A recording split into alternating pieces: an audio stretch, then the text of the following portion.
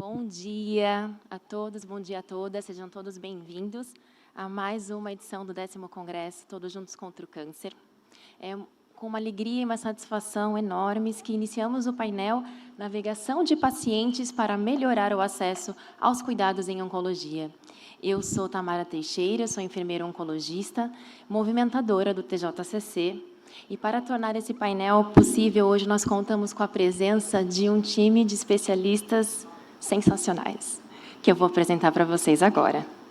Então, temos hoje o Dr. Carlos Ruiz, ele que é assistente doutor da Clínica de Obstetrícia e Ginecologia do HC, da Faculdade de Medicina da USP, mastologista também do HC, USP e CESP, mastologista do Centro de Oncologia do Hospital Alemão Oswaldo Cruz e presidente de honra da UNACAM. Seja muito bem-vindo, Dr. Carlos. A doutora Mayra Calef, que é mastologista e chefe do núcleo de mama do Hospital Moinhos de Vento, em Porto Alegre, presidente voluntária da FEMAMA, presidente do Conselho de Administração do GCC e membro do Conselho da UICC. Bem-vinda, doutora Mayra. A enfermeira Érica Santos, ela que é sócia fundadora do Instituto de Genética e Genômica Aplicada, coordenadora de enfermagem do Serviço de Medicina Genômica do Hospital Beneficência Portuguesa de São Paulo e presidente da Sociedade Brasileira de Enfermagem Genética e Genômica. Bom dia, Érica. Temos a enfermeira Silvia Vieira, ela que é especialista em qualidade em saúde e segurança do paciente pela Escola Nacional de Saúde Pública Sérgio Arouca, de Portugal, gerente de enfermagem do Instituto do Câncer do Estado de São Paulo, o nosso ICESP. Bom dia, Silvia. E ainda temos a presença online da Flávia Flores. A Flávia ela é paciente oncológica, pioneira nas mídias sociais sobre o tema câncer, fundadora do Instituto Quimioterapia e Beleza e IOCIP, que se tornou referência no apoio a pessoas que orientam a enfrentar o diagnóstico e o tratamento de um câncer. A Flávia está lá nos Estados Unidos, conectada conosco. A Brenda Nevid-John, ela que é Chief Nursing Officer, Chief Executive Officer da Oncology Nurse Society dos Estados Unidos. A Brenda também vai nos brindar com a participação dela à distância. E a Nishur Goel, ela que é Program Director da Patient Navigation Program de Kevad, da Índia, do Tata Memorial Center em Mumbai, na Índia. Então, a Nishur também é super especial e vai trazer uma colaboração sensacional para nós. Então, para iniciarmos, eu gostaria de ter uma gratidão a essa colaboração especial e essencial da Sociedade Brasileira de Mastologia e agradecer a confiança e a parceria dos nossos patrocinadores, a Daiichi Sankyo e a AstraZeneca. E assim, sem mais delongas, para começar, gostaríamos de trazer um vídeo com uma mensagem da SBM para todos nós. Pode soltar o vídeo.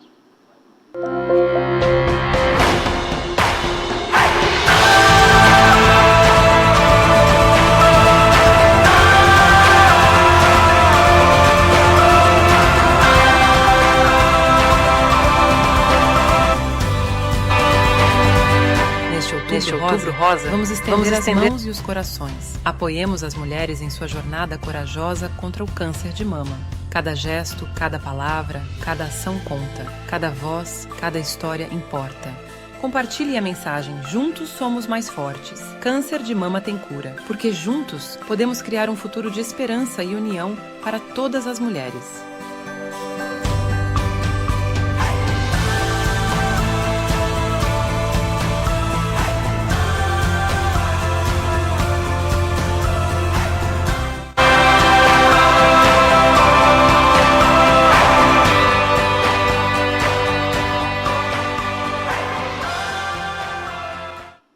Muito bom. Então, dando início à primeira apresentação, eu gostaria de chamar a apresentação da doutora Brenda Nevid-John, que vai falar sobre a visão geral da navegação de pacientes e do treinamento de um navegador de pacientes.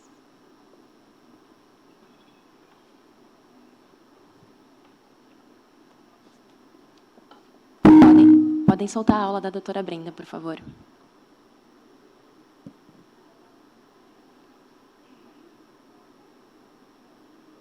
Hello, I'm Brenda Nevid-John, the Chief Executive Officer of the Oncology Nursing Society, and I'm pleased to be with you today to talk about the experience of oncology navigation programs in the United States and give you a high-level view of that. I wanted to start with the navigation background, which really began in 1989 when there was a report to the nation on cancer in the poor, which really showed barriers to people without insurance or sufficient insurance and in underserved populations not being diagnosed early and having poor outcomes.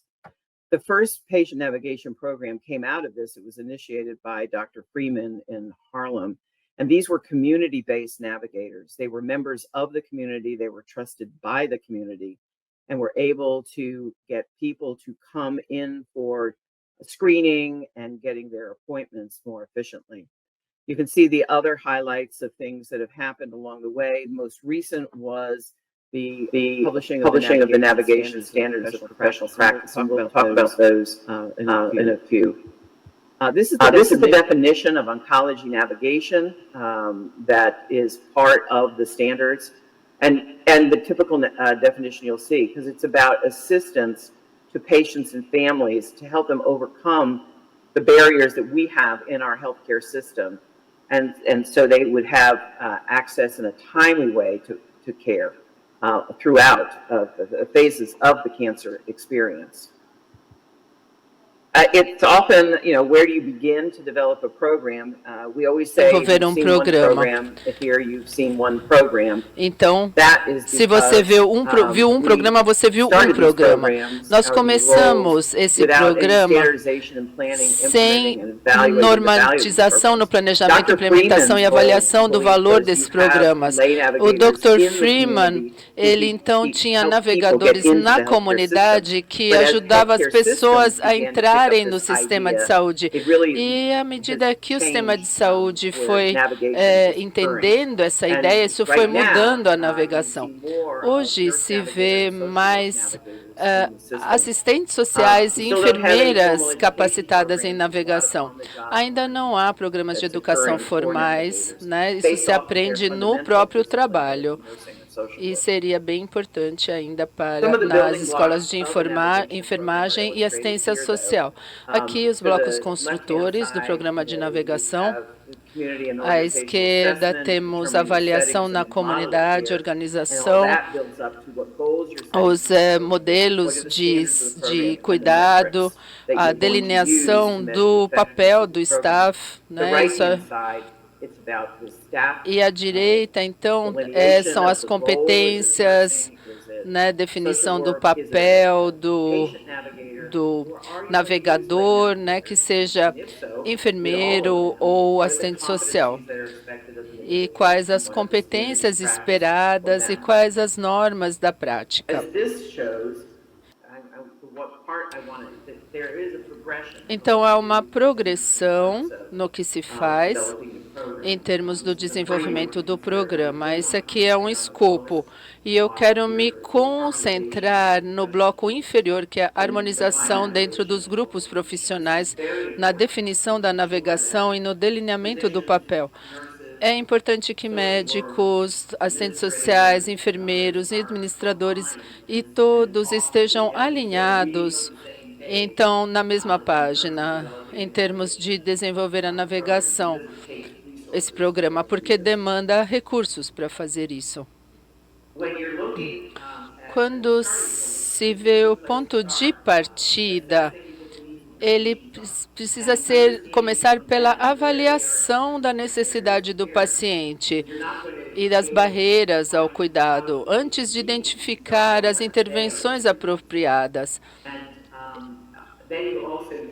E você também precisa ver o modelo de entrega da sua organização, identificando os gaps no cuidado, quais os desafios na transição do paciente de um local ao outro.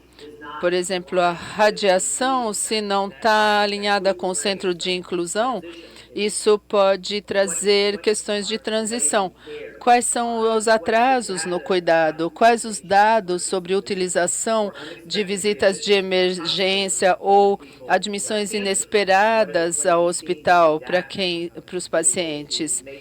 Quando você não tem acesso aos dados para poder desenvolver o seu programa. Então, há muitos títulos de navegação como mostra o slide, os programas à esquerda podem ser definidos por disciplina, tipo de câncer ou site clínico. Os 3 títulos em amarelo são a navegação profissional, feito por enfermeiros, assistentes sociais e pacientes, né? Eles geralmente têm já uma graduação, pós-graduação em alguma disciplina de saúde. Então, são diferentes das navegações de leigos. As organizações, às vezes, vão definir seu programa em torno de certos tipos de câncer, e esses são os mais comuns, câncer de pulmão e cabeça e pescoço, por causa da complexidade do cuidado, e câncer de mama por causa do volume. Temos organizações que têm navegadores em departamentos específicos também. Vou dar um exemplo do navegador enfermeiro em oncologia. E é realmente importante que o enfermeiro ou o assistente social forneçam continuidade na navegação. Não precisam estar presos geograficamente.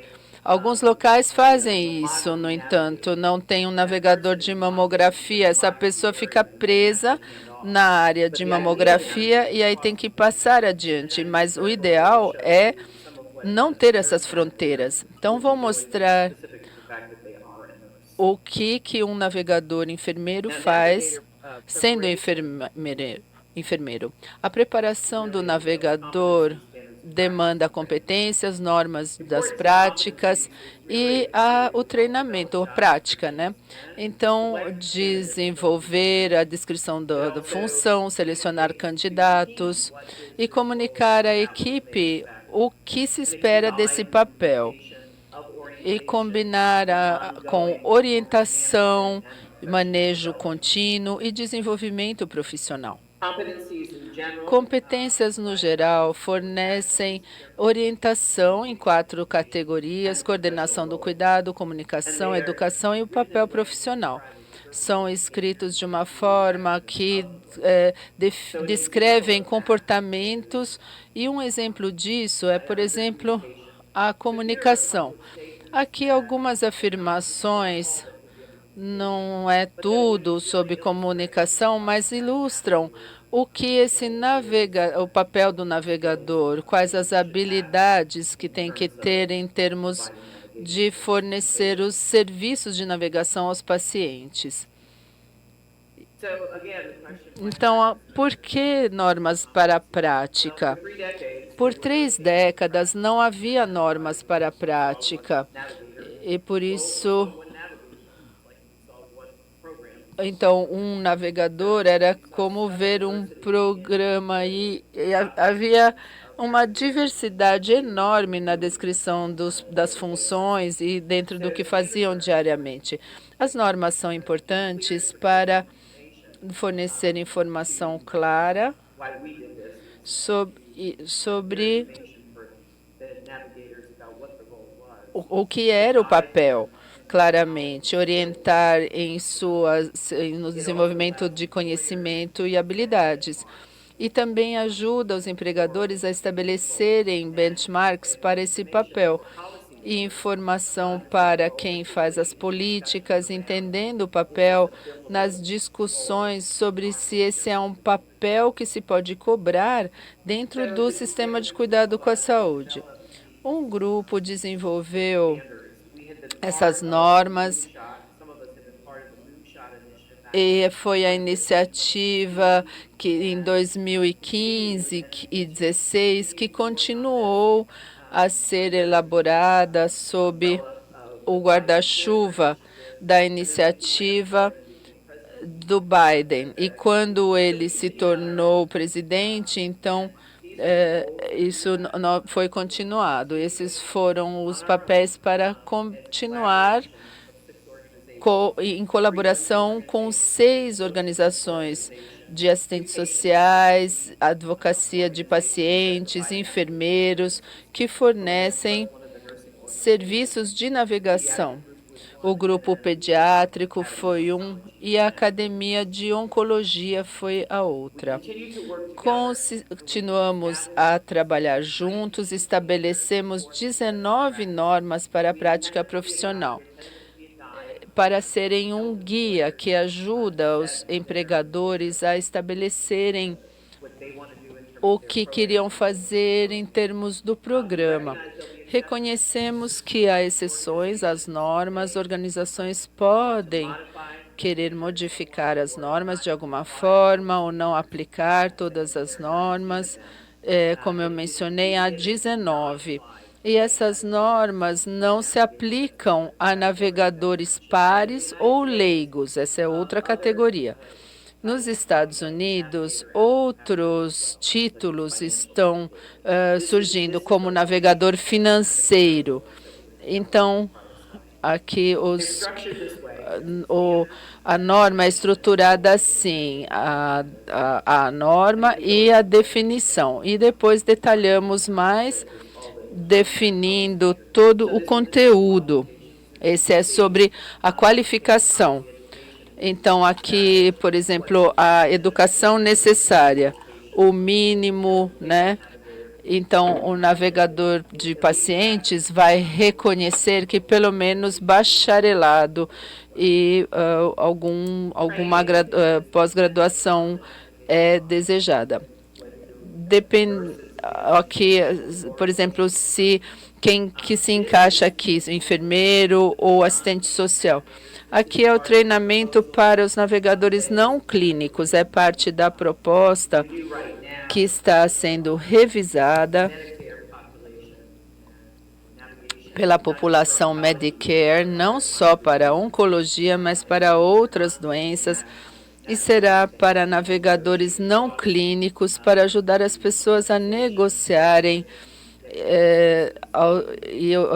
marcar consultas e obter os recursos necessários. Não sabemos se vai ser implementado ou não, mas aqui estão os componentes de um navegador não clínico.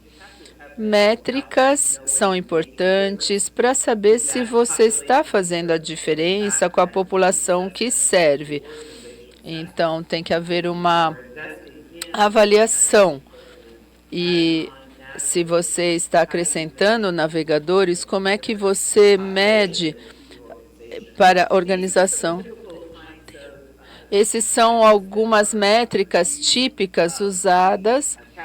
A Academia de Oncologia fez muito trabalho em termos de métricas, temos por pesquisa, 25, 30 testes para ver se esses resultados são mensuráveis e se fazem sentido. Temos suficientes métricas.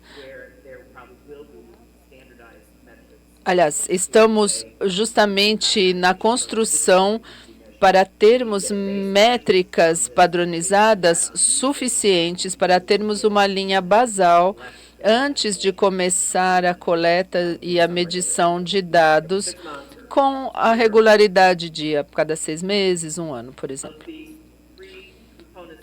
Os 3 componentes, competências, as normas da prática e as métricas, esses são os recursos. E aqui vocês vão achar muito mais detalhes do que eu sou capaz de passar nessa curta apresentação. A pergunta sem resposta. Todos os pacientes com câncer têm um navegador? Qual é o coeficiente de pacientes ao navegador? Essa segunda é o top da discussão que eu estou vendo. Qual é o coeficiente?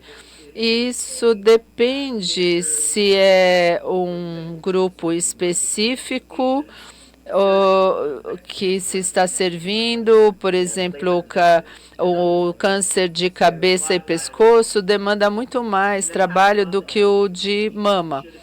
Então, se há serviço, se o serviço é pagável, né? Como pagar essas os postos, os jobs, né, os trabalhos de navegador. Então, por conta dos reembolsos da assistência de saúde. Não temos ainda a resposta para isso nos Estados Unidos. Então, agradeço. Não consigo fazer parte da sessão ao vivo, porque estou a caminho da Conferência Internacional de Enfermagem. E se vocês quiserem, mandem e-mail com suas perguntas e eu vou responder posteriormente. Obrigada. Como a doutora Brenda falou, infelizmente ela não poderá estar conosco ao final, no momento das perguntas, porque ela está exatamente em deslocamento nesse momento para o Mundial de Enfermagem Oncológica. Mas, como nós temos acesso à doutora Brenda, caso você tenha alguma pergunta específica, nos envie e nós fazemos a ponte com ela. Para dar continuidade, agora nós teremos uma rodada de apresentação de experiências exitosas em navegação de pacientes. E para começar, eu gostaria de pedir a aula da doutora Nishu Goel, do Tata Memorial Center de Mumbai, da Índia. Good morning. Thank you for the opportunity to present. Agradeço a oportunidade de apresentar na conferência In order to show how patient TJJ. navigation as an intervention can improve access to care. Como a navegação pode melhorar o acesso ao cuidado. Esse é um modelo integrado de navegação de pacientes no cuidado oncológico. Aqui temos casos, vemos os casos aumentando até 2040, 28,4 milhões. Nós ainda temos 50% de fardo de câncer. As estatísticas chamam a atenção às medidas de prevenção e aumentar a detecção precoce e nos orais, nos de mama e coloretais. Uma população de 1,3 bilhões, a incidência é de 1,3 bilhões. Para 2035, a estimativa é 1,7 milhões. O acesso ao cuidado é feito de diferentes componentes. Nós temos inequidades na saúde por conta da falta de recursos em infraestrutura, acessibilidade e a possibilidade de pagar mesmo. E as barreiras, né? Falta de consciência, medo e falta de uso dos dispositivos de saúde. E isso leva a gaps no continuidade do câncer, detecção tardia. Aqui o Tata Memorial Center é o maior centro de câncer da Índia. E tem pesquisa, educação e serviço. Aqui nós temos a missão de fornecer cuidados e foi melhorada a acessibilidade no nosso serviço. Então, envolve 9 centros no leste, oeste e região central para fornecer cuidado baseado em evidências. Temos 312 hospitais membros dos setores privado e público. E juntos manejamos 60% do cuidado ao câncer na Índia. É o maior centro de cuidado ao câncer, com 450 mil pacientes anuais e 60% vêm de fora do nosso estado. O cuidado é descentralizado para poder dividir essa carga. A maioria dos pacientes é de pacientes carentes, de consciência, são a maioria de analfabetos, e isso aumenta o delay, né, e isso vai piorando os resultados. Há uma evidência consistente de que o diagnóstico precoce, combinado com o tratamento pagável, vai reduzir a mortalidade e melhorar os resultados. Então, nós temos o atraso na detecção, atrasos no tratamento, e isso é indicado desde o início dos sintomas até começo do tratamento, é de 1 ano e 8 meses. Quando decidimos introduzir o programa de navegação, nós também tentamos entender o que é o programa existente, quais os resultados e como deveria ser a implementação, as responsabilidades dos navegadores e a sustentabilidade da navegação. Percebemos que, para ter o maior impacto, a navegação tinha que ser eficaz, amplamente disseminada, institucionalizada, com mecanismos de reembolso e programas de treinamento, com avaliação e monitoramento contínuos. Começamos com a identificação das necessidades não atendidas, conduzindo um levantamento em 5 centros em 4 estados. Os pacientes e os cuidadores precisavam preencher os questionários e novos registros 15 dias depois, no meio do tratamento, e o follow-up de longo prazo. A idade média era 45 anos. A falta de informação, a logística, incluindo financeiro, viagem, idioma e a toxicidade, esses eram as nossas principais barreiras. Então, quisemos criar uma força de trabalho de profissionais treinados para ajudarem a navegar e propondo um modelo de ponta a ponta de navegação que começa nos indivíduos, aqui todos os locais de triagem e assistido por navegadores na comunidade e também na unidade do hospital ou em centros de especialistas.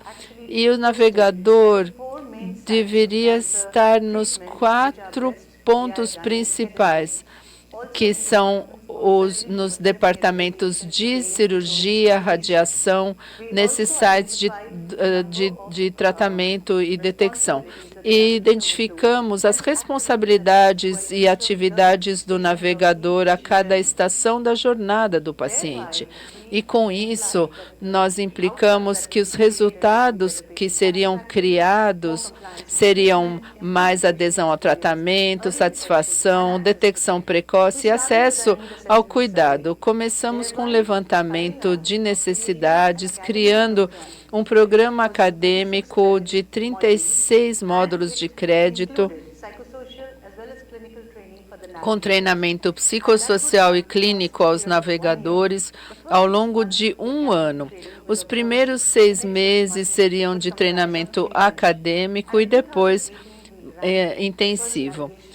E então, começamos o primeiro programa em 2018 e já temos 3 diplomados. Incluímos um programa de certificação mais curto. Em 2022, a nossa universidade HBNI aceitou o programa como uma conversão no programa de mestrado para navegação em oncologia, que é o primeiro curso de mestrado para navegação em cuidados com oncologia. Tivemos a colaboração com a Indonésia. Estamos treinando 21 médicos e enfermeiros como navegadores. E, ao todo, 150 navegadores em todos os centros na Índia e tem presença em outros hospitais privados e públicos. Esses navegadores assistiram o cuidado ao paciente, lidando com as necessidades, desde informação, logística, suporte psicossocial, interdepartamental, interhospitalar, né, toda essa ajuda ajudaram na implementação de processos, de sistemas hospitalares, processos clínicos. De 2019 a 23, 600 mil pacientes foram assistidos e os novos pacientes, o alcance de novos pacientes foi de 50%. Durante a pandemia, houve uma força-tarefa com teleconsulta e vacinação. Aqui apresento como alguns hospitais, né, o impacto, então, melhorou a linha do tempo entre a detecção e o início da intervenção, com uma redução de 50% no tempo, na demora. Em 2018, ainda não havendo serviços de navegação, e depois em 2022, em 4 sites, e mostrando uma diferença no tempo de planejamento de 27 para 15 dias. Então, nós temos um centro rural. A navegação é o primeiro ponto de contato para quem vem para o hospital pela primeira vez. Os serviços demonstraram uma redução de 66,3% de abandono do tratamento. Então, nós temos as sessões pré-câncer e o estresse foi reduzido em 50% a 60% nos pacientes e também aumento na conscientização em 60%. Nosso posto rural, o navegador, também provê recursos e assistência financeira. E nos últimos 2 anos, 385 pacientes foram assistidos e 10 milhões de rúpias foram desembolsadas. Então, e o tempo que demora, médio, é de 1 hora para conseguirem esses recursos. Durante a Covid, então, os navegadores ajudaram a fazer a triagem dos pacientes entre aqueles que estavam a perigo e aqueles que podiam ser hospitalizados. E, com isso, reduziu-se o tempo de hospitalização e otimizou-se os recursos. E, assim, o serviço hospitalar foi capaz de operar tratando pacientes de câncer e também pacientes de câncer com Covid. Um estudo recente mostrou que os navegadores ajudaram a direcionar a terapia entre pacientes com câncer de pulmão numa média de 9 dias. Então, a incidência de câncer de mama também foi reduzido muito o tempo entre o início da detecção até o registro no início do tratamento. Então, houve uma redução também de 30% na mortalidade. Um outro estudo feito em conjunto com a unidade de oncologia preventiva foi a triagem de câncer oral na cidade de Mumbai, e o resultado foi criar uma tríade de detecção precoce, conscientização e diagnóstico rápido. Então, quem tinha esses achados de cabeça e pescoço, a metade foi diagnosticada com câncer cabeça e pescoço. 75% completaram o tratamento pós-intervenção. Algumas características especiais do programa é o uso de ciência de implementação, a rede de ponta a ponta de suporte, e esse programa de pós-graduação foi o primeiro em navegação de pacientes em oncologia para para tratamento, prevenção e cuidado, bem como os aspectos psicossociais. Tem um módulo de humanidades também, e são disciplinas de arte também. E é uma graduação de entrada para o programa, temos 60% de pós-graduados. Isso sob administração pública. Os navegadores fazem parte de um time multidisciplinar de cuidado ao paciente. E também os clínicos, administradores, ONGs, comunidades, pacientes e cuidadores fazem parte desse grupo. E há objetivos de performance-chave para os navegadores, auditorias e correções do curso para revisar o programa e para integrar mudanças conforme necessário. Há também um roadmap para a viabilidade, sustentabilidade e escalabilidade do programa. Planejamos um avanço de 10 anos. Então, identificar as necessidades no ano 1, desenvolver o currículo de treinamento, implementação do programa com auditorias anuais, integrar na política nacional, criando uma rede nacional de onconavegação e colaboração, aprender uns com os outros e avançar é o mais importante. A maior testemunho de navegação é um paciente e um cuidador satisfeitos. Então, a primeira-dama falou sobre uma proposta para a Medicare pagar para serviços de navegação.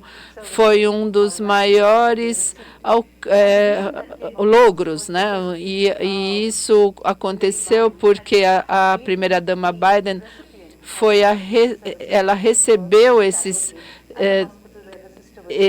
serviço de navegação no hospital onde ela foi tratada. E isso fez ela dizer que a navegação fez uma diferença enorme e faz uma diferença enorme na vida dos pacientes. Então, não é só uma iniciativa, é um movimento com cada pessoa que se agrega a ele. Muito obrigada. Obrigada, Nício. Que momento, né? Que momento e que modelo. Enfim, nós vamos falar sobre isso daqui a pouco. Para dar continuidade, então, agora eu gostaria de chamar a Silvia Vieira, do ICESP, que vai nos mostrar a experiência do Instituto do Câncer do Estado de São Paulo.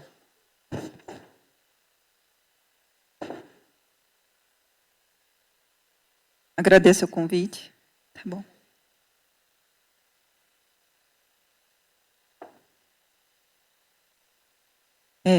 Agradeço o convite. Tá? Eu vou falar um pouquinho, né, sobre a experiência dos pacientes de cabeça e pescoço, né, do ICESP. Nós implementamos o programa.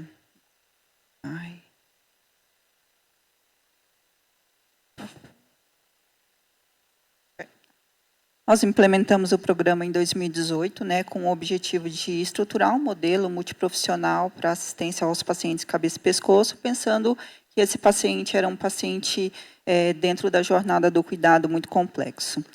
Dentro da proposta, a gente pensou em fazer a navegação no programa de pacientes clínicos e cirúrgicos, e com a validação dessa proposta, deu início a um projeto, né, de mestrado profissional, que foi a navegação de pacientes, a avaliação de um programa para pacientes com diagnóstico de câncer de cabeça e pescoço, em quimioterapia e radioterapia, que foi da enfermeira Priscila Rangel. As metas que a gente implementou no programa foi apoiar o autogerenciamento do cuidado em pacientes em regime ambulatorial, promover a comunicação facilitada com o profissional de saúde, estreitar o vínculo entre profissional e equipe de saúde, promover a comodidade e a segurança do paciente e cuidador, evitar deslocamento desnecessário do paciente à instituição, reduzir o fluxo de paciente no Centro de Atendimento e Intercorrência Oncológica, que é o nosso CAIO, né, que seria o nosso pronto-socorro, e reduzir o tempo de internação por complicações de eventos adversos não manejados precocemente. E trabalhar essa questão da economia de recursos hospitalares, né, pensando na eficiência em saúde. Os objetivos da navegação que a gente colocou inicialmente foi triar pacientes, né, ainda no setor de regulação do ICESP, né, no estágio 1 a 4 da doença e com provável programação cirúrgica. Então, dos pacientes que entram hoje no ICESP, todos passam por essa triagem no setor de regulação. Então, começa a triagem nesse setor.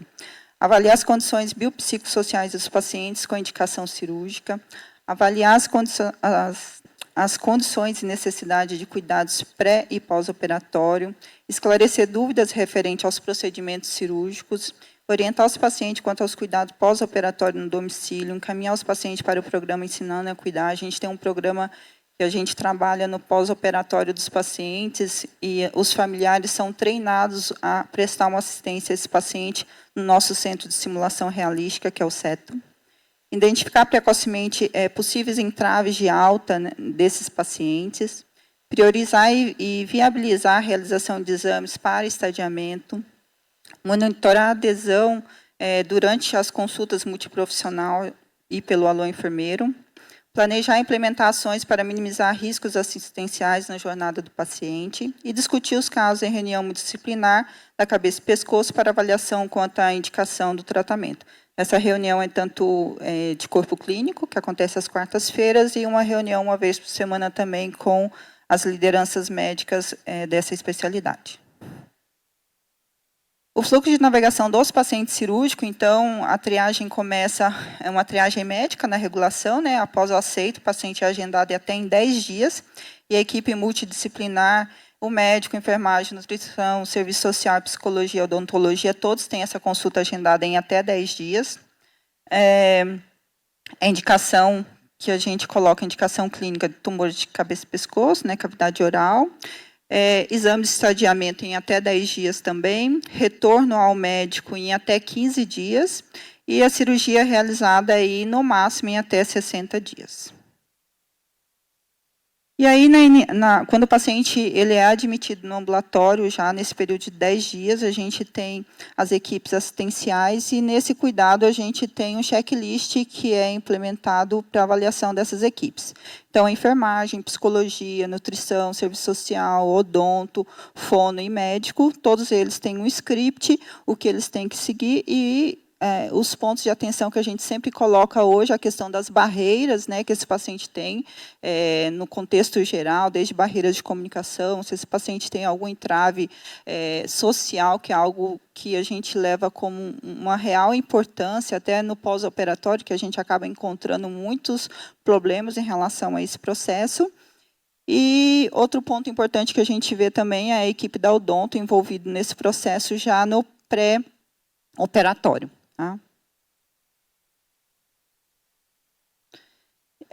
Esse ano nós tivemos navegados como indicador, a gente tem uma meta aí pontual de 217 pacientes navegados cirúrgicos esse ano de 2023. Desses 217 pacientes que entraram para a navegação cirúrgica, tá, que foram indicados para a cirurgia, foram 98, né, que foram operados, 103 pacientes foram direcionados para tratamento clínico depois dessa avaliação do ambulatório, né, e 16 pacientes estão em programação de cirurgia. Nós tivemos, então, dos 98 pacientes operados, nós tivemos uma média por mês de 16 pacientes, né, entre a geração do kit e a cirurgia em si, a gente está em 55 dias, e o tempo médio de internação em dias do paciente está em 11 dias. Dos pacientes operados, 88 foram para segmento, 6 estão em concomitância, 2 fizeram radioterapia, nenhum paciente para o paliativo, né, e 2 pacientes foram a óbito. E aí, dos pacientes que operaram, que deram o segmento na condição clínica, né, depois da cirurgia, nós acabamos trabalhando a questão da navegação clínica, que é os pacientes realmente que fazem concomitância com quimio e rádio, que é a nossa maior preocupação. Então, a gente focou nesse processo assistencial, né? Primeiro, pela toxicidade do paciente nessa terapia, e outras questões que a gente viu no dia a dia, que são os entraves que a gente tem no processo da jornada do paciente como um todo, né? Então, o paciente ele tem que vir diversas vezes ao hospital, ele tem muitos agendamentos, né? O tratamento em si ele também tem que vir várias vezes. O nosso paciente é um paciente SUS, então ele demanda muito de recurso social, né, e dos municípios para chegar, para fazer acontecer o tratamento. Então, a gente se preocupa muito nesse contexto. Então, da justificativa do clínico do paciente que está em quimio e rádio concomitante, né? Então, a gente colocou como justificativa desse programa paciente com histórico de etilismo crônico e tabagismo pesado, contexto familiar conflituoso, dificuldade socioeconômica que a gente vê no nosso dia a dia, tratamento com alto potencial de eventos adversos e acompanhar a adesão dos pacientes quanto às consultas, exames laboratoriais e de imagem, a necessidade de vinda da instituição em decorrência ao próprio tratamento e por diversas vezes. O objetivo, então, da implantação da navegação clínica, né, dos pacientes de cabeça e pescoço, foi, o nosso foco como indicador, realmente foi diminuir internações hospitalares e ou passagem pelo serviço de pronto atendimento para manejo das toxicidades, garantir adesão ao tratamento desses pacientes depois que ele operou, manejar adequadamente as toxicidades relacionadas ao tratamento quimioterápico e garantir a segurança assistencial do processo, prevenir internações hospitalares, né, decorrente aos eventos adversos graves e favorecer o acolhimento e o fortalecimento do vínculo entre o profissional, paciente e família. Então, no fluxo da navegação do paciente, então, na oncologia clínica, né, na indicação da quimioterapia, tem uma consulta de enfermagem, e aí a gente procura identificar os fatores de risco, né, para a adesão do tratamento por parte do paciente, um encaminhamento ao atendimento de nutrição, psicologia e serviço social, orientação e prevenção e manejo das toxicidades e orientação quanto aos agendamentos de exames. Do monitoramento da adesão, então a gente foca muito nessa questão do paciente, né, identificar se o paciente fez os agendamentos. Aqui a gente procura trabalhar o agendamento para o paciente não vir uma única vez no hospital, por exemplo, passar só com a nutrição, então a gente associa outras terapias, outros exames nesse mesmo dia, então a gente faz um ajuste de agenda. Conferir se as datas dos agendamentos estão de acordo e fazer intervenção, se necessário. Em data oportuna, verificar se o paciente compareceu para o exame, consulta ou terapia, então a gente monitora todos esses dados, e se faltar, contactar o paciente verificando o motivo e realizar a intervenção pertinente. Então, se o paciente não veio até 24, 48 horas, a gente faz contato com esse paciente. Das toxicidades, né, a gente faz um manejo semanal, então a gente procura avaliar os sinais de toxicidade pela escala CTC 5.0, identificar os sintomas, né, do grau 1, verificar se o paciente tem prescrição de sintomático, prescrito, né, de modo a tomar e reforçar o cuidado. Acho que deu.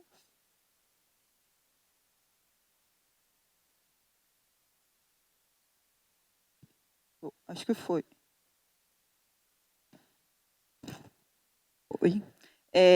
Identificar, quando a gente avaliar os sintomas grau 2, verificar se o paciente tem prescrito sintomáticos, sinais de melhora e acionar o oncologista. Então, no grau 2, a gente já começa a acionar o oncologista. E se identificar sintoma grau 3, também acionar o oncologista, mas para agendar já uma consulta. Tá? Então, o enfermeiro ele faz essa interface diretamente com o médico já no ambulatório. Dos resultados, que a gente buscou na navegação clínica, né? Esse foi o resultado da dissertação de mestrado profissional. Então, o nosso foco como indicador é reduzir a vinda dos pacientes ao pronto-socorro e evitar que esse paciente falte em consulta, né? Então, o que a gente viu? No grupo controle e no grupo navegado, a gente viu que o paciente navegado ele teve um valor de significância importante porque ele aderiu melhor às consultas. E quando a gente avalia que é o paciente que a gente não deseja que o paciente venha ao pronto-socorro, né, a gente observou que os pacientes que foram navegados também tiveram uma melhor adesão ao tratamento, então eles tiveram uma menor procura ao CAIO, que é o nosso pronto-socorro, né? E quando eles vieram, eles tiveram um número de passagem menor também, e os dias de permanência desse paciente também foi um tempo menor. Então, isso para a gente fez toda a diferença.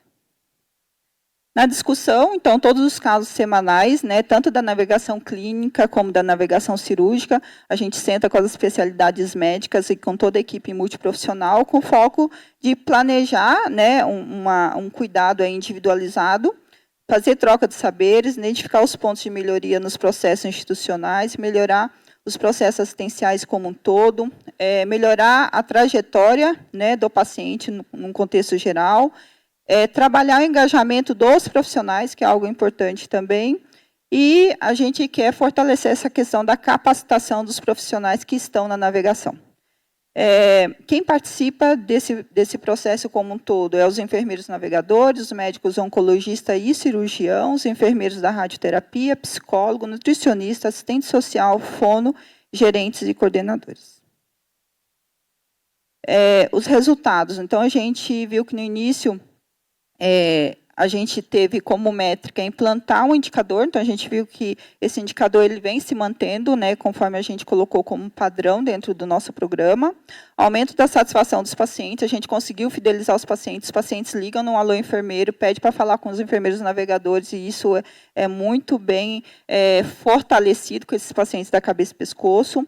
Maior adesão ao tratamento, a gente observou isso, melhor controle e manejo dos sintomas e avaliar a análise do desfecho por parte da equipe assistencial. Então, isso a gente acaba vendo, provavelmente, do ponto de vista estratégico geral, a gente tem as reuniões semanais, que isso ajuda a gente na tomada de decisão.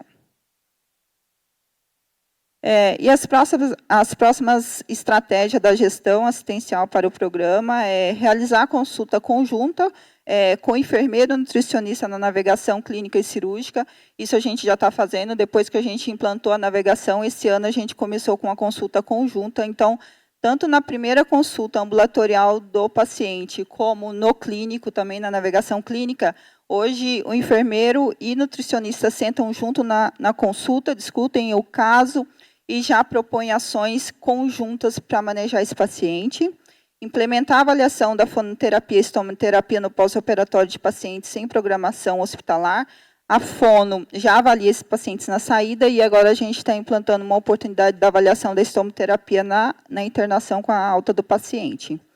Implementar a visita do enfermeiro navegador no ambulatório, no pós-operatório. Isso também é um outro ponto. Então, o enfermeiro que navegou esse paciente no ambulatório subir até a unidade de internação na programação de alta e já ver se todas as orientações o paciente está claro quanto às estratégias em domicílio. Implementar um protocolo de suplementação específica para paciente cirúrgico com alto risco nutricional. Isso nós também estamos construindo um protocolo pré, então, antes de 15 dias do paciente operar, a gente suplementar esse paciente para evitar complicações futuras. Dentro do programa como um todo, dentro do nosso planejamento estratégico do programa, a gente tem um foco para estudar o custo-efetividade do programa de navegação dos pacientes da especialidade cabeça-pescoço, clínico e cirúrgico, avaliar a sobrevida global e a qualidade de vida dos pacientes, avaliar a carga de trabalho dos profissionais das equipes assistenciais que navegam os pacientes de cabeça e pescoço, como uma estratégia de subsidiar um dimensionamento adequado para o programa e também estender essa navegação para outro perfil de paciente e validar o modelo multiprofissional assistencial de navegação de paciente de cabeça e pescoço, a fim de replicar para outras especialidades na oncologia. Isso está sendo desenhado já um projeto de pesquisa. E eu agradeço. Muito obrigada, Silvia. Experiência brilhante do ICESP. Nós vamos poder comentar muito brevemente também, por conta do tempo, e eu gostaria de já chamar a Érica Santos, que vai nos falar sobre como aprimorar a comunicação com o paciente, trazendo a experiência da Beneficência Portuguesa de São Paulo. E a todos, estão me ouvindo? Não? Deixa eu dizer, agora estão me ouvindo, né? Vamos lá. Em razão do tempo, eu vou dar uma corridinha, tá? E primeiro agradeço o convite e gostaria de mostrar para vocês um lado da navegação no contexto da oncogenética. A gente está passando por uma revolução, então a genética é parte dessa revolução industrial que a gente está sofrendo, né? E o enfermeiro é o centro no acesso ao cuidado que a gente pode fornecer aos pacientes no sistema de saúde. Os enfermeiros têm um papel importante, tanto nos cuidados ambulatoriais, mas eu gostaria de mencionar também o papel importante no uso de dados. A gente só consegue avançar quando a gente tem essas informações em mãos. O enfermeiro é o coordenador do cuidado, né? Então ele tem uma capacidade de navegar o sistema de saúde e de avaliar esses recursos e como que a gente pode prover para o nosso paciente. A doutora Brenda já falou sobre os navegadores, então eu vou passar um pouquinho para frente. Também todo o papel que esse enfermeiro navegador tem. Nós utilizamos aqui um modelo, o foco, em uma parte do processo da linha de cuidado do paciente com câncer. E aí, nessa linha de cuidado, aqui eu vou mostrar para vocês em relação à prevenção e também em relação ao rastreamento, e como ela falou, estabelecendo competências para esse navegador. O nosso programa de navegação tem como objetivo oferecer um atendimento personalizado, reduzir o tempo de espera, e melhorar o acompanhamento desses pacientes. Falando um pouquinho da oncogenética, para que a gente possa estabelecer aqui o nosso ponto de recorte, o que a gente vai buscar na oncogenética? Tentar avaliar o risco de câncer desse paciente, que pode ir desde o câncer esporádico, que é aquele que acomete a maior parte da população, até um câncer hereditário, quando a gente tem uma influência maior de genes que a gente chama de alta penetrância, que são genes de alto risco. Então, nesse programa, considerando a oncogenética, a gente tem como atendimento aproximar esse paciente, tentar fazer essa tradução, essa disponibilização das informações. A gente sabe que a informação sobre câncer é complexa e a da genética mais complexa ainda, e integrar diferentes especialidades no cuidado a esse paciente. E a gente, então, definiu o fluxo, processo e indicadores, e também a gente sempre usa um banco de dados para que a gente tenha informação sobre o cuidado desse paciente. Dentro do programa, a gente tem a fase do aconselhamento genético, mas a gente sempre acredita no empoderamento educacional desses pacientes e na coordenação dos pacientes de cuidado. O nosso cuidado em relação à oncogenética não termina com a identificação da mutação, mas sim com o acompanhamento desse paciente de longo prazo. E aí a gente vai buscar uma maior acurácia no diagnóstico, um aumento na satisfação desse paciente e a redução de custos do sistema de saúde também, como a gente já observou, né, ontem. Aqui é a estrutura física do serviço de medicina genômica. A gente agora chama medicina genômica porque a gente não atende apenas oncologia, nós atendemos toda a genética geral, incluindo crianças, que é a fotinho maior. É uma sala de família e uma sala também para as crianças, para que elas possam ficar ali. E a gente tem um fluxo de atendimento. Então, nós temos o aconselhamento genético pré-teste, o pós-teste, e a gente tem a clínica de alto risco, ou a medicina personalizada. O enfermeiro atua fazendo essa avaliação, ele vai já fazer o heredograma. A partir daí, ao final da consulta médica, o enfermeiro retorna para orientar esse paciente como ele deve fazer o teste genético. O paciente faz o teste.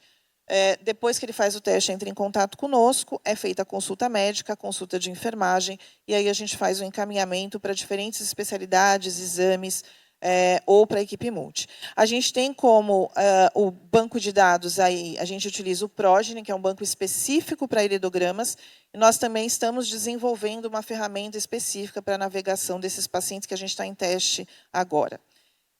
O número de consultas, né, o diagnóstico, como a doutora Brenda falou, a grande questão a gente não tinha número, porque até o momento da entrada, em que foi em 2019, aí não estão os dados, nós não tínhamos uma equipe, a gente tinha uma médica que fazia, em média, 3 consultas por semana. E o tempo para a realização do teste genético, à época, era mais de 6 meses para que o paciente retornasse. Então, aqui são o número de consultas mensais médicas ao longo do ano. Então, a gente tem aí um número crescente. Nós estamos em 2023, agora em setembro, a gente já atingiu o número de consultas que nós fizemos em 2022. A gente tem uma baixa ali exatamente na época do Covid, que a gente teve que alongar um pouco o retorno dos pacientes, mas foi uma grande oportunidade para a gente implantar a telemedicina e a teleconsulta. Os pacientes, então, aqui, esses são os números de 23. Nós não atendemos apenas o paciente com câncer, que a gente chama de probando, mas nós atendemos também seus familiares. Então, a gente tem aí esse número, que está crescendo também dos familiares. Como eu falei, o nosso maior movimento é oncogenética, cerca de 80%, mas a genética geral tem crescido também. Nós temos, e aí esse é um número importante, 51% dos pacientes é solicitado o teste genético quando ele chega à instituição, mas a gente já tem pacientes testados e alguns pacientes que não têm indicação clínica para fazer o teste. E aí, nós temos o registro de famílias, então, esses dados, como eu falei para vocês, a gente usa um software específico que chama Progeny, e nós temos os dados até 2023. Nós temos 2.204 famílias até o momento que estão registradas. Destas, a gente tem 1.224 realizado teste genético. Do total de famílias com teste genético, nós temos 389 que têm alguma variante patogênica, ou seja, eles têm uma alteração genética herdada que os coloca sobre risco de desenvolver câncer. E a gente tem ainda 519 com variantes de significado incerto, que são aqueles pacientes que a gente tem alguma alteração, mas a gente não sabe dizer se isso se relaciona ou não com o risco deles de ter câncer. E aqui a gente faz, então, uma classificação final. A gente tem uma classificação clínica e, em vermelho, a gente tem a classificação molecular, ou seja, aquilo que a gente realmente identificou, alguma mutação. E como a gente olha aqui, a nossa maior categoria de diagnóstico molecular é síndrome de mama-ovário hereditário, BRCA1, BRCA2. Todos esses pacientes que estão aí, principalmente em vermelho, nós fazemos um trabalho depois na clínica de alto risco, que é acompanhar esses pacientes em relação à consulta com as outras especialidades e também fazer esse agendamento. Então, o enfermeiro navegador, entre janeiro e julho, fez a organização das consultas para que a gente possa avaliar justamente quais as barreiras que a gente vai encontrar, fez consulta de enfermagem, faz atualização de banco de dados, tem o agendamento por telefone e, muitas vezes, o próprio enfermeiro agenda a consulta, mas hoje nós temos um profissional para fazer isso na nossa equipe. Então, o cuidado à saúde tem sofrido transformações, o enfermeiro é a peça-chave para garantir essa cobertura, o sistema é complexo e a gente precisa de suporte para que a gente possa fazer com que esse paciente supere suas barreiras. E essa é a equipe, a gente está em rosa é a Natália, que é enfermeira, que é a enfermeira navegadora, e a gente tem o João, a Kathleen e a Adriana. O João é o navegador que trabalha lado a lado com a Natália hoje, ajudando na parte administrativa, e os dois agendadores. E eu gostaria de agradecer. Obrigada. Muito obrigada. Muito obrigada, Érica. Uma experiência muito inovadora para a enfermagem, levando em consideração a oncogenética, a genômica também. E agora eu gostaria de chamar a doutora Mayra Calef, que vai nos falar sobre a gestão de linhas de cuidado e o paradigma do valor. Obrigada. Alô? Bom dia. Muito obrigada pelo convite. É um tema que me é muito caro, porque, como médica, eu sei que eu não posso fazer tudo sozinha. E a gente está vendo aí o crescimento aqui no Brasil da enfermagem no cuidado do paciente, porque ela sempre, a gente tem informação fora, era entregue à enfermeira para cuidar do paciente, mas havia muito pouco contato entre a equipe. E eu vou trazer aqui também, vou ter que correr, né, porque senão a Sandra vai ficar brava com a gente. Mas, como agenda, por favor, podia passar, eu mesma passo. Eu queria colocar algumas coisas para vocês verem um alinhamento da importância da navegação do ponto de vista da Organização Mundial da Saúde. O que é a navegação de pacientes oncológicos para nós? Já foi muito falado nisso. Vou trazer alguns aspectos da legislação sobre a navegação no Brasil, que foi me pedido, e os fatores de sucesso para que isso aconteça. Falar um pouquinho sobre os cases que eu conheço, Universidade FEMAMA e também do Instituto da Mama, como do hospital. Na verdade, quando eu falei nessa meta mundial, a navegação já está dentro do Global Breast Cancer Initiative, que são 3 pilares para que a gente consiga diminuir o número de mortes no mundo, e a Organização Mundial da Saúde nomeou, então, no pilar 2, essa conquista, que também é brasileira, uma sugestão brasileira, está lá na Global Breast Cancer Initiative, do esforço que a gente tem que fazer para fazer o diagnóstico e tratamento no máximo em 60 dias, mas isso tudo requer um esforço coordenado e depende de um sistema organizado de navegação do paciente. Então, está escrito lá como uma exigência para que a gente atinja essas metas. Esse equilíbrio entre centralizar o atendimento, mas também descentralizar o cuidado, que eu acho isso fundamental na questão da equipe do atendimento multiprofissional. A gente já falou um pouquinho, então, bastante, né, sobre a navegação em si, mas uma ideia aqui que eu quero trazer e que a FEMAMA vem batalhando desde a sua formação em 2006 é a história de agilizar o diagnóstico e tratamento. Acho que falam, mas essa lei é mais uma lei que não sai do papel. Não, vamos acreditar nas leis. A lei saiu do papel, sim, do máximo em 60 dias, a lei no máximo em 30 dias para o diagnóstico tem crescido, mas a gente não pode bater nas pessoas, né? Nós temos que fazer uma construção dessas coisas. E o paciente tendo entendido essa questão, que ele não pode esperar na fila, parado, quieto, que todos temos que organizar o cuidado para aumentar a agilidade, acho que isso aí, a navegação, foi fundamental. Então, vou dar alguns dados, e eu acho que esse aí é um projeto também que exige financiamento. Não adianta os hospitais acharem, muito bonito navegação, se não investirem na navegação. É importantíssimo que isso seja também um entendimento de curto, médio e longo prazo, porque a gente não começa lá pelas tantas. A gente tem que fazer muita formação. Até, o meu colega da sociedade sabe do que eu estou falando, até uma boa vontade de todos para que a gente divida esse cuidado com o paciente. Que não precisa, não pode, os médicos não têm mais como fazer isso de novo, sozinho.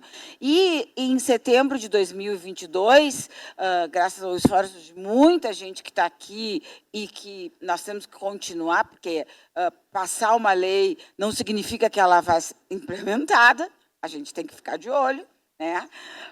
A gente tem essa lei, então, de 14.450, que fala sobre essa necessidade do paciente para que a gente identifique barreiras, né? Apoiar o paciente durante a sua jornada de tratamento e sempre com essa questão do tempo. Tá? Então, esse programa já existe como uma lei, Programa Nacional de Navegação de Pacientes.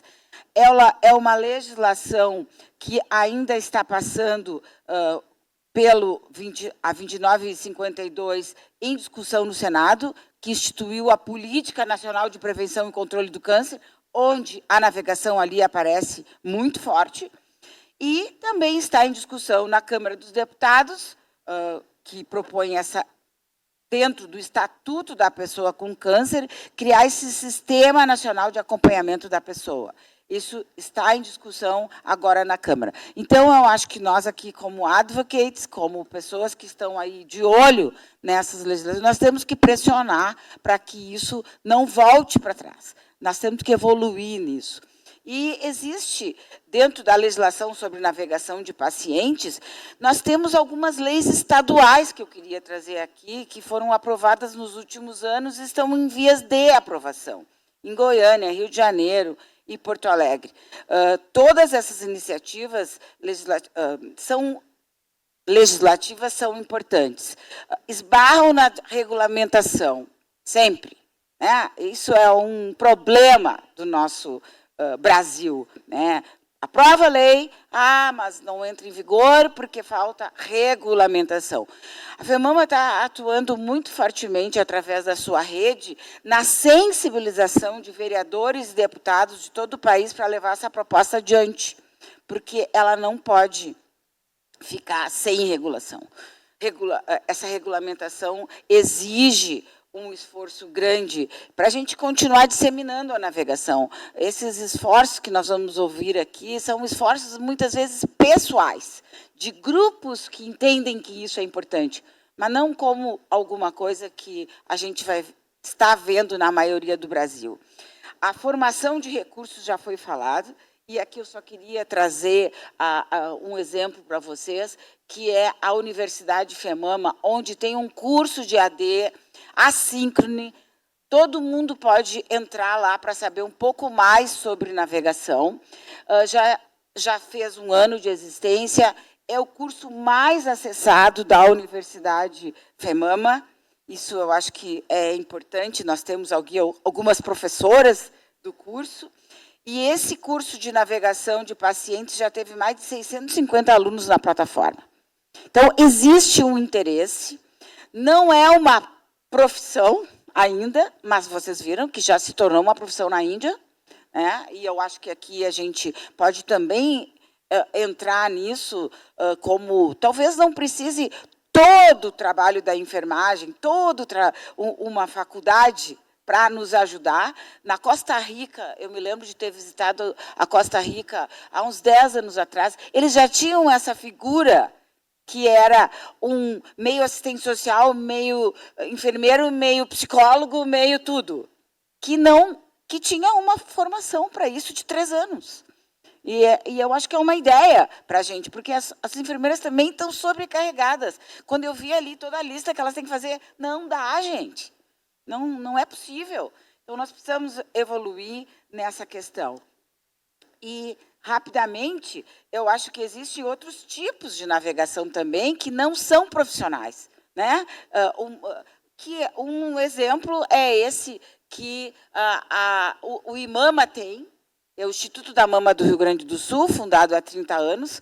Vocês prestaram atenção que não sou eu mais a presidente, nós já temos uma presidente eleita aqui, a doutora Cíntia, e isso é uma questão muito importante que está dentro do planejamento deles, como nós vamos fazer acolhimento. É uma forma de navegação. Então, tem um núcleo de acolhimento, né, instalado lá no IMAMA, que ele está funcionando graças a uma plataforma que foi instituída, Signa é o nome da plataforma. Nós temos 957 pacientes acompanhados.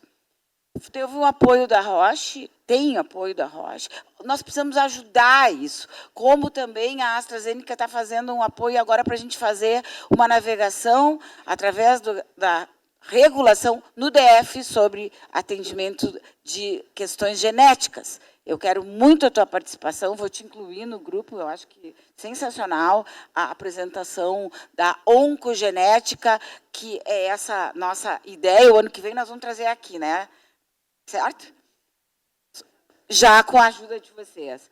E esse programa de navegação tem sido, dentro da rede FEMAMA, então, essa experiência do IMAMA pode ser escalável dentro de outras ONGs, que aqui eu sei que tem várias carinhas aqui, que são líderes de ONGs da FEMAMA, podemos escalar essa ideia no Brasil.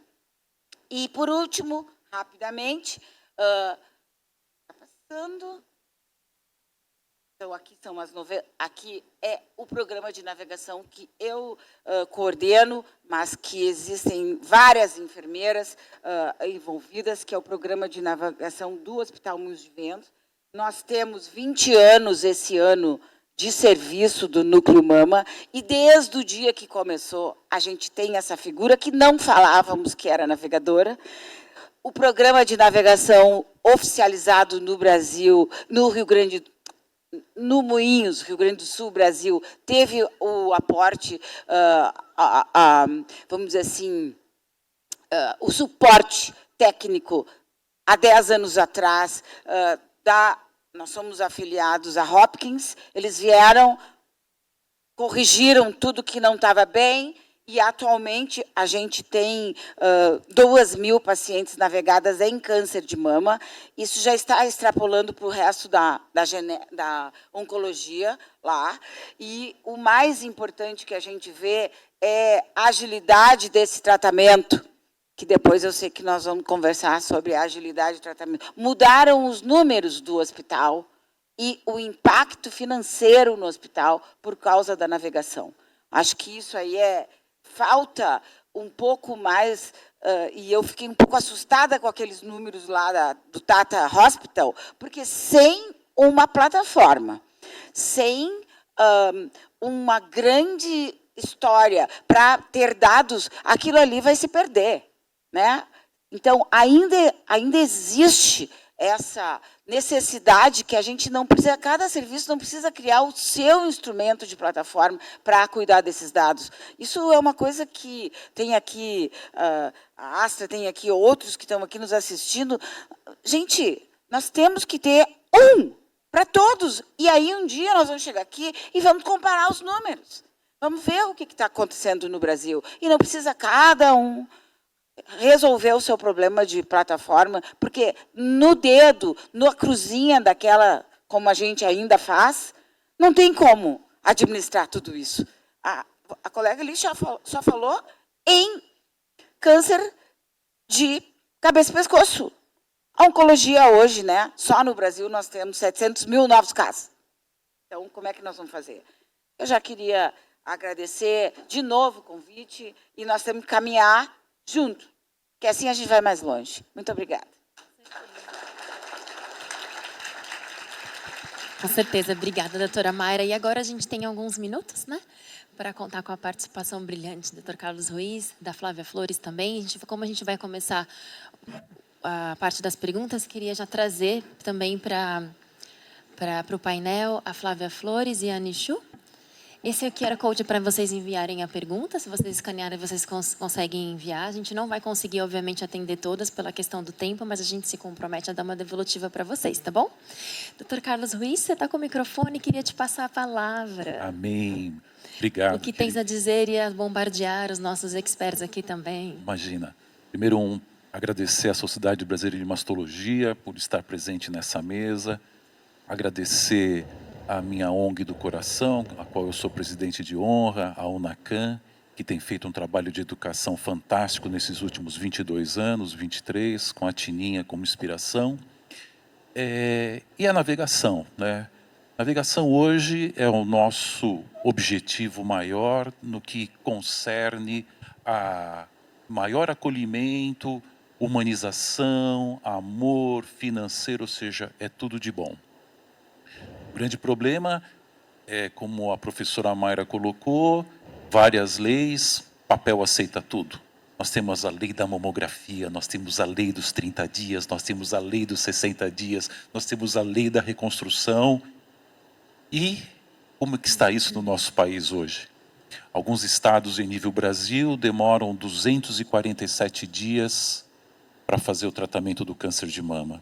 E todo mundo sabe da lei dos 60 dias. Então, a sociedade tem um papel importante, nós temos um papel importante nessa cobrança, nessa viabilização. Eu queria fazer duas perguntas, se você me permitir, Tamara. Inicialmente, para a professora Nishu. Nishu, bom dia para você, aqui no Brasil. Para você aí, boa tarde. Good morning.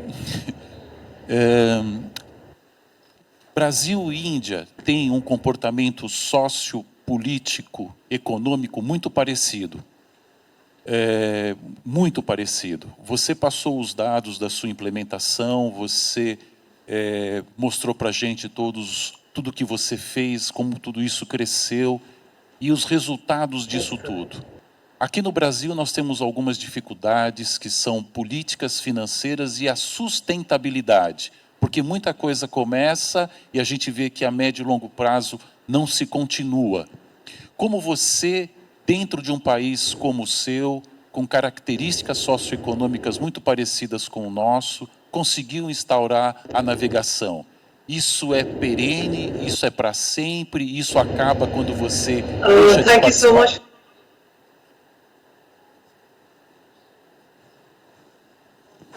Problemas técnicos? That much more the integration and collaboration. Ela está falando de integração, my audio? colaboração. Yes. O áudio dela não está bom.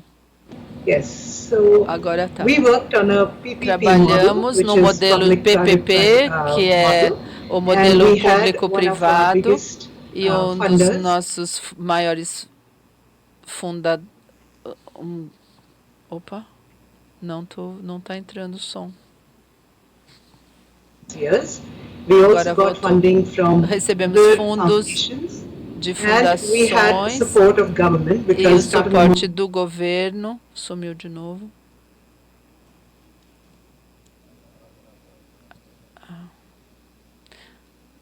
Deve ser a internet. Aqui não está pegando over to bem. Dr. Badwe. Thank you very much. Bom, agora eu vou passar para o doutor. Essentially, this Basicamente, program esse had programa teve suporte. Oh, meu Deus. É uma pena. Uma pena, parece que nós estamos com a conexão com um pouco de delay, né? understand what is the benefit Então, to their own entendendo patients, eles entenderam qual era o benefício which dos allowed them to pacientes, o que adopt this practice permitiu very quickly. adotar essa prática muito If I were to say rapidamente. that Se eu pudesse 75% dizer que cure rate for breast cancer, but if half of 75% them did not complete treatment, era câncer how do I de talk of mama, 75%? mas metade It is não this- completou o tratamento, então... Opa, sumiu. Talvez se ele tirasse o vídeo. Vamos pedir So o was the vídeo. Peraí. government and the trust. Dr. Rajendra, muito prazer tê-lo conosco. Saudações daqui do nosso painel para você, para a doutora Nishu também. Infelizmente, nós tivemos algumas oscilações na conexão. Não foi possível compreender na completude a resposta de vocês, né, Dr. Carlos Ruiz? Sim. Podemos fazer só mais uma tentativa de uma maneira bem abreviada, se vocês puderem repetir, por favor.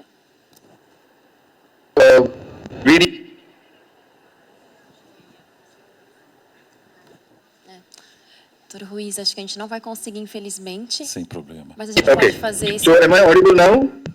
Então, nós conseguimos ouvir, doutor, porém com muitos cortes, a gente perde muita informação. O que a gente pode fazer, nós enviamos as perguntas por escrito para vocês, vocês podem nos responder e nós divulgamos, né, nas mídias do movimento. Sinto muito, mas é uma questão tecnológica que a gente não consegue suprir, né? Mas agradecemos, certo, doutor Ruiz? Eu que agradeço, estou vendo minha amiga também, Flávia Flores, aqui. Prazer enorme te ver, querida. É sempre bom vê-la, a sua participação é sempre muito importante. Eu posso fazer mais uma pergunta para a doutora Mayra, ou você acha que já ultrapassou o tempo? Pode não, ser? Pode. Pode. Vamos lá. Mayra, você mostrou toda a sua capacidade de organização dentro de uma grande instituição, que é o Hospital Moinho de Ventos. O que eu gostaria de saber, na sua prática, qual foi o impacto de tudo que você construiu em termos de navegação nos resultados do Hospital Moinho de Ventos? Muito bem.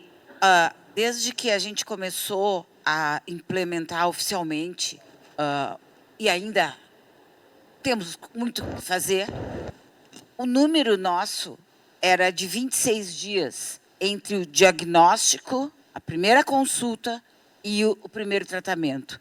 E hoje em dia, dados da semana passada, ele está em 12 dias. Então, esse tipo de coisa é fundamental quando a gente consegue ler números. Exato. Com isso, a gente também diminuiu as indas e vindas. A enfermeira, ela tem um telefone também que ela consegue dividir muito com um WhatsApp da equipe do médico responsável, do médico assistente. E você lembra que acho que foi na ASCO de um tempo atrás, que teve aquele momento que mostrou que uma paciente que está a one call away da equipe médica para resolver as suas questões, o impacto disso é muito maior que qualquer quimioterapia.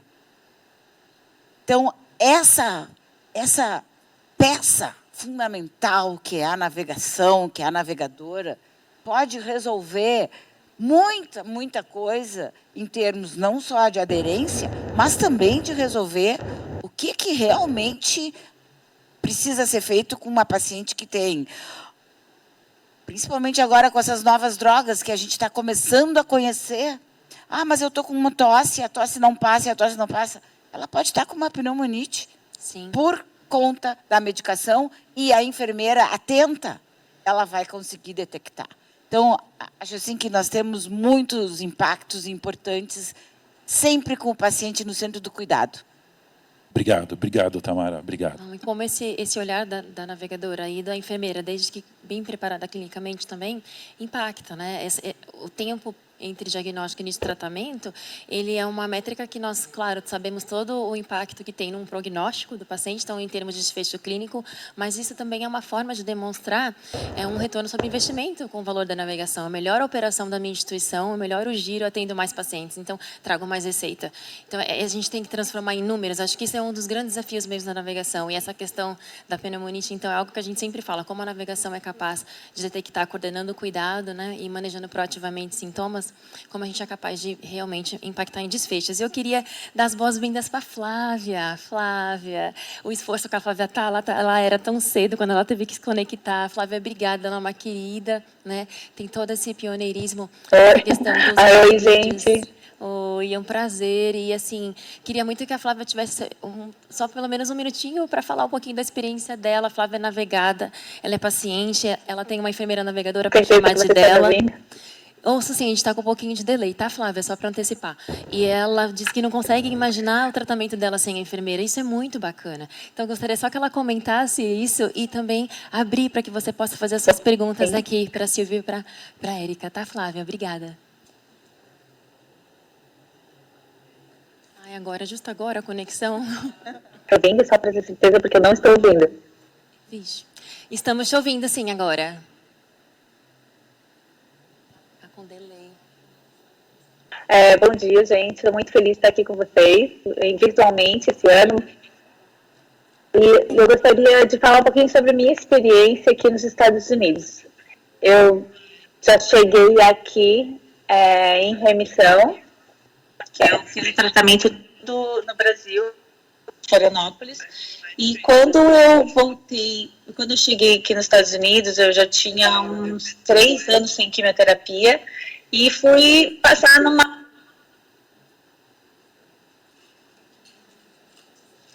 Perdemos o som da Flávia? Flávia, a gente não está conseguindo mais te ouvir. Mas estava funcionando aqui, ela estava usando... Alguma coisa que eu senti... Puxa, tem como alguém... Ih, a Flávia caiu? Perdemos a Flávia? Importante esse cuidado. Ai, que pena. Consegue restabelecer a comunicação com a Flávia? Time técnico. Alô? Oi, Flávia, tudo bem? A gente estava tentando te falar que a gente não estava mais te ouvindo, mas como você tirou o fone, demorou também para eu perceber que você não estava me ouvindo, te falar que eu não estava te ouvindo. Desculpa. Imagina. Vocês estão me ouvindo agora? Sim, a gente parou no momento em que você disse que já chegou nos Estados Unidos em remissão, já estava 3 anos sem quimioterapia, e aí você foi passar numa consulta médica. A partir daí a gente não tem mais nada.